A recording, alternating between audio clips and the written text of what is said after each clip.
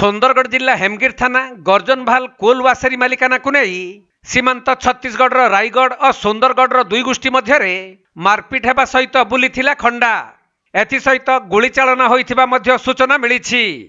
सेपटे वासेरी रे व्यापक भंगारुजा करा जाइथिबा बेले एही घटना रे दुई गोष्ठी परस्पर को आक्रमण करिबारु अनेक आहत होइछन्ति।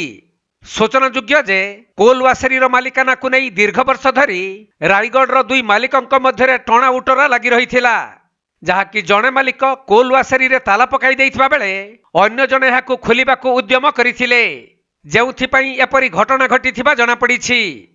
तबे एही मारपिट रे सामिल थिबा सुंदरगढ़ किछि युवक माने आहत हेबा सहित केते जन को अपहरण करी रायगढ़ निया जाइथिबा मध्य कुहा जाउछि। तेणु पुलिस टीम रायगढ़ जाई एही घटनार तनाघना करिवे बोली सूचना मिलिछि।